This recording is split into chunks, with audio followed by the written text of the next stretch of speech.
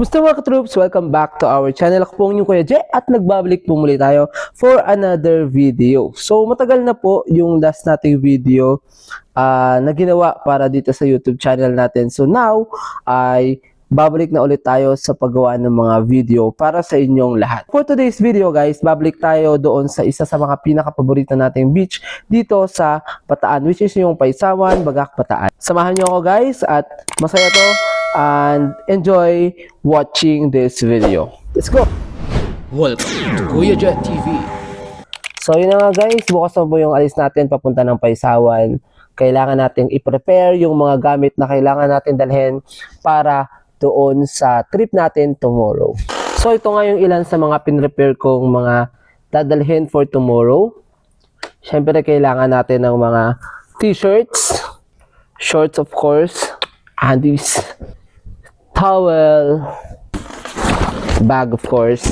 I need my chair para hindi tayo mahirapan sa pag-upo doon sa beach pagdating natin doon. And dinala ko na rin tong ating sleeping bag kahit hindi tayo doon matutulog para meron lang tayong sapin doon sa dalampasigan. And of course guys, hindi natin kakalimutan magdala syempre ng camera para ma-document natin o maipakita natin sa inyo yung gagawin nating trip tomorrow. Dahil nga beach yung pupuntahan natin, kailangan din natin syempre ng power bank para sa mga gadgets natin na dapat i-charge pagdating doon. And of course, kailangan natin magdala ng license para sa driving natin. And we need some cash para mabili natin yung mga dapat natin bilhin para sa trip natin for tomorrow. Yun na nga guys, dahil handa na tayo for tomorrow, tulog na tayo. Tomorrow. Alright guys, it's 3:30. Sumaga tayo aalis. 6 hours later. So yun na nga guys, medyo na late na tayo sa ating target time. Pero okay lang yan guys. Abot pa din naman, madilim pa din naman. So let's go!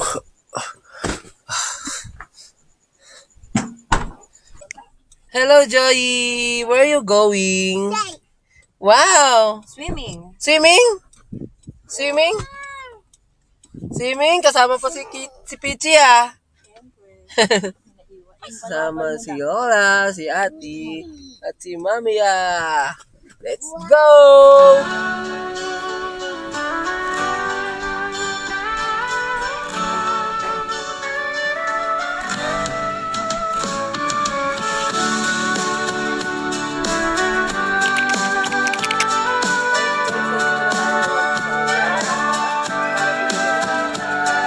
Haplos ng dalampasigan sa dulo ng daan, dagat ang tanaw. Hangin ang iyakap, ako'y pinatahan. Mga batong isla, tahimik na bantay. Sa puting buhangin, ako'y naglalakbay. Sa bawat iyapak ko sa dalampasigan, parang tinatawag ang aking pangalan. From bayan ng Bagak, papunta ng Paysawan. Yung daan naman dito guys, smooth na rin siya. Actually parang mas maganda pa nga yung daan dito kaysa dun sa bayan. Medyo mas maliit yung daan dito kaysa dun sa bayan. No? At saka maganda rin pala tong place na to guys sa mga nagpa-practice mag-drive kasi mapapractice dito yung ano nyo yung pagliko-liko nyo, tansya nyo sa mga distansya at saka yung pababa at pataas na daan. So sa mga gusto mag-practice mag-drive, pwede din tong lugar na to. Yung road pala na to guys, yung tinatawag na Mariveles Bagak Bypass Road. So let's go! Dito sa dagat, ako'y malayag, kasabay ng hangin ang aking hinga. Sa yakap ng hangin, kumagaan. Ako at ang mundo nakakaunawa.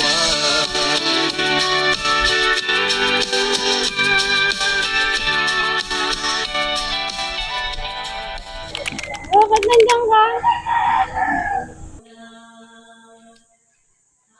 Yan guys, nandito na tayo sa parking lot papunta sa beach ng Paisawan. So makikita natin guys, medyo marami ng mga sasakyan dito. So ito yung rice field ng Paisawan. Dito tayo dadaan. Medyo may maliit na daan dyan papunta ng beach. So let's go! So guys, ito na yung maliit na daan. So yung mga sasakyan natin guys, hanggang dito lang siya talaga. Yan. Hanggang dyan lang. Tapos, from here guys, maglalakad na tayo papunta ng beachfront. Tingnan tayo. Meron ditong gate. Maliit na gate. Maliit na gate. Ang tao lang to eh. Horse! Horse. Horse. Horse yan? Horse? Horse yan? Kanyan. Horse? Ayun, Carabao. Carabao. Tagak pa oh. Sabi may mga bagong building na dito guys. Hotel siya guys. So ayun oh. Sana nakikita dito. So yun guys, pagdating natin dito sa Dalampasigan ay makikita na natin tong signage para sa ilang mga paalala para mapangalagaan po natin tong Dalampasigan. Dito sa dagat, ako'y mamayag, kasabay ng hangin ang aking hinga. Sa yakap ng hangin,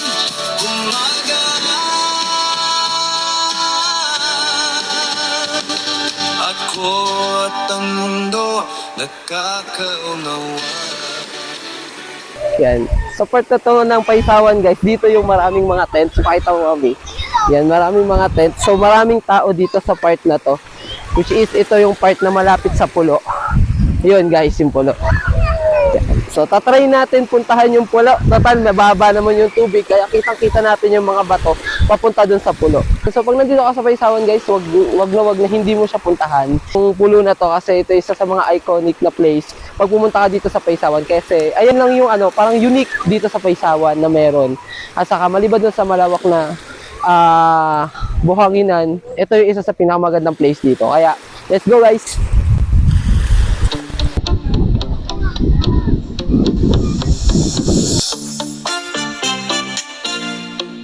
Dalampasigan,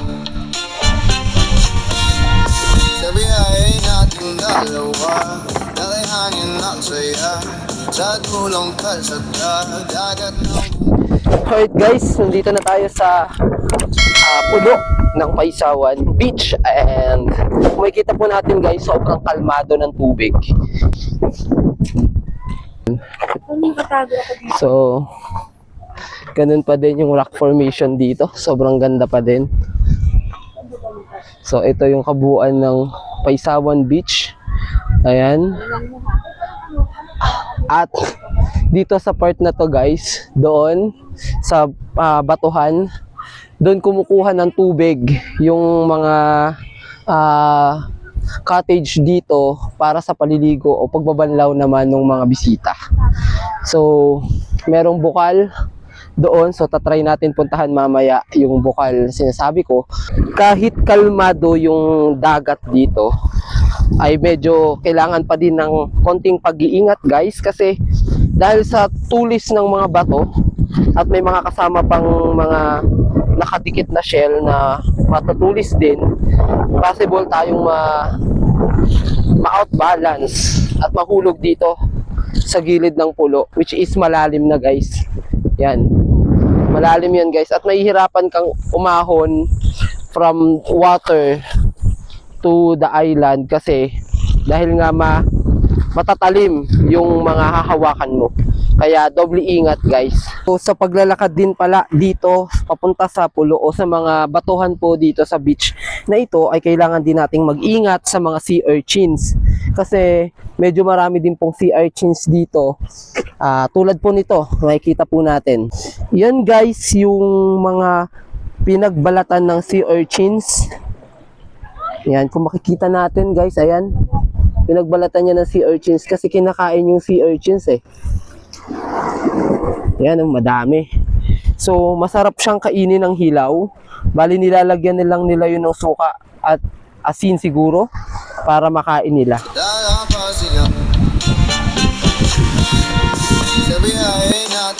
dalawa Dahil hangin at saya Sa dulong kalsada Dagat ang bumungad na Mga batang isla Tila dito, bantay guys. ng alot At puting buhangin Kumikisap sa panahon Hawak kamay Walang iniisip Sa lilim ng araw Tayo'y nakatiti At alam kasikat Tayo'y malaya Kasabay ng araw Ang ating kawan Sa ilalim ng araw Walang problema Ikaw at ako Sapat na So ito yung sinasabi ko sa inyo water source ng mga ano dito cottage. So dito sila kumukuha ng fresh water pambanlaw ng mga bisita.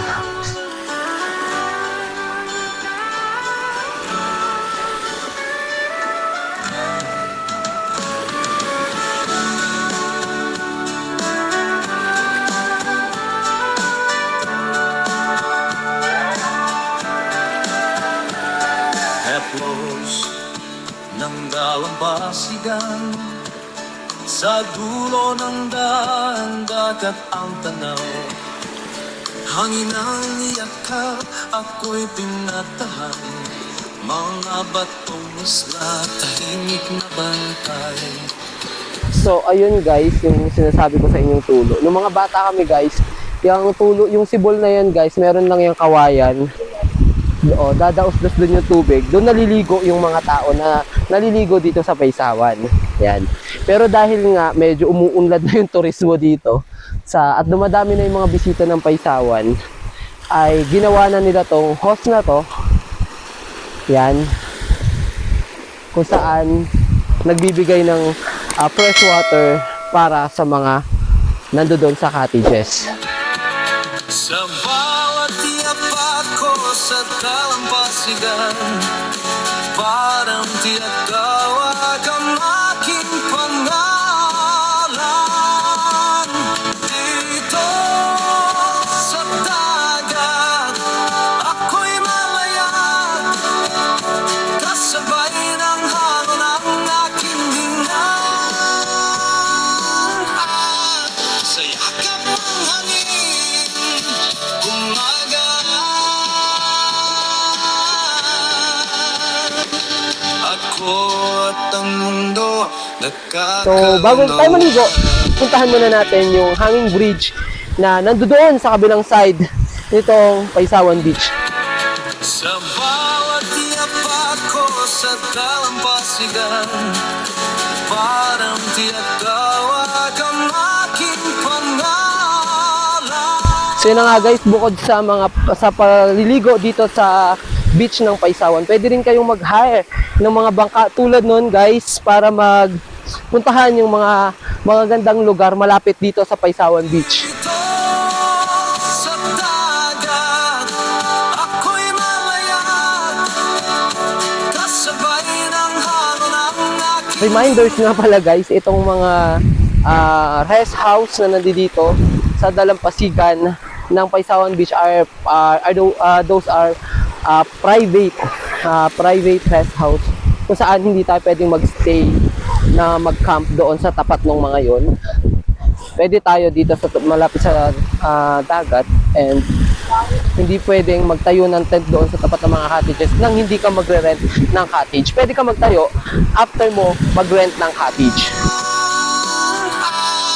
Sa yakap ng hangin umaga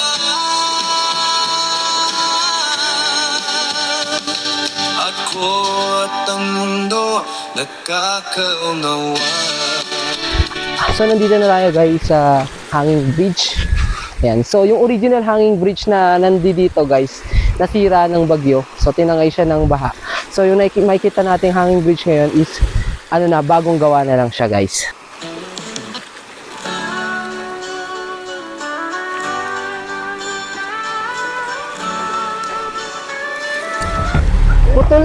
Putol na, ayan nga, oh, nakita ko.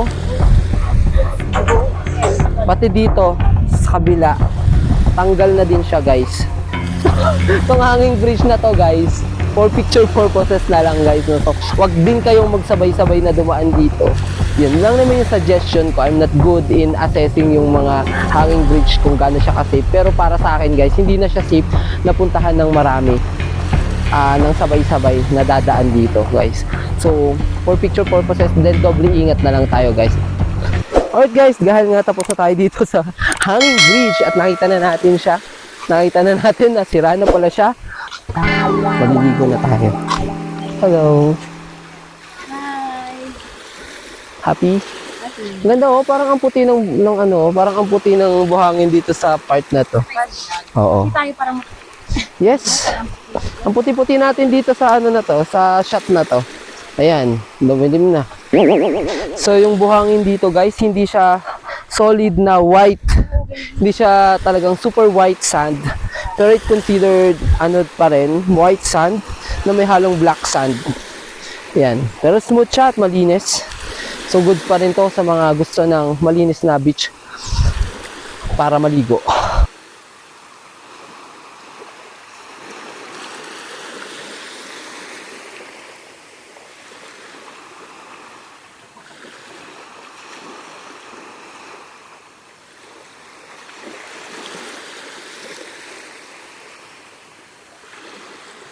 A few moments later. Yes, for the completion of vlog only. Complete. Thank you very much for watching. How's the water? Salty. And cold. Yeah, the water is so salty. Say bye. Bye vlog. Thank you. Thank you for watching. Bye. Heplos ng dalampasigan, sa dulo ng dagat ang tanaw. Hangin ang iyakap, ako'y tinatahan. Pupunta guys ang ating ulam. Tahimik na bangkay, Yummy. sa puting hangin ako'y naglalakbay. Sa bawat iyapak ko sa dalampasigan,